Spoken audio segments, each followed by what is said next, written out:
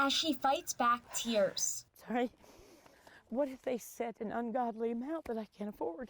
This Griffin woman shows me letter after letter from the Georgia Department of Labor, which say she was, quote, paid during a period of disqualification, and now she owes the state more than $10,000. How could they have let it get to that point? Leslie Renee Brannon worked part-time at Columbia Sportswear when the pandemic began and the store temporarily shut down.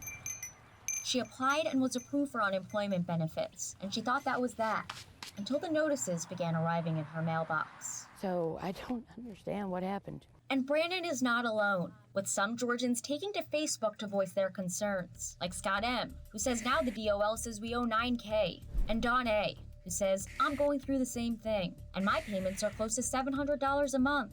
A CBS 46 investigation uncovered that the state overpaid $84 million worth of unemployment benefits since the start of the pandemic. And now the Georgia Department of Labor says it's working to recover some of that money. We are required anytime we find that somebody was paid benefits they weren't supposed to get to attempt to recover that money. So far, the Georgia Department of Labor has recovered or gotten back $38 million.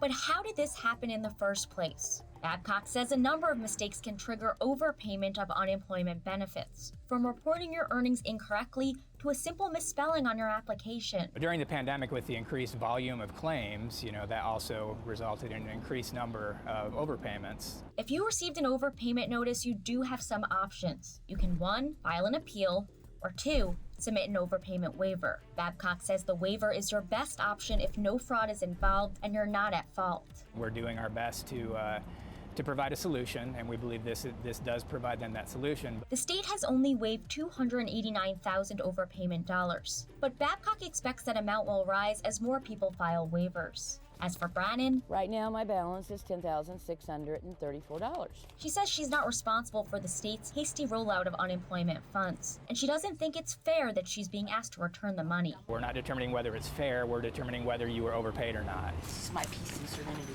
The Department of Labor says she can file an overpayment waiver to potentially get that debt erased. I did everything right.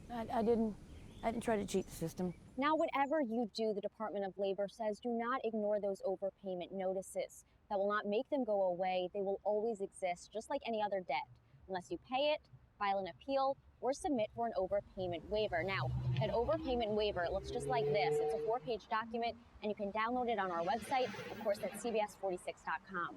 Reporting in Atlanta, Rachel Polanski, CBS 46 News.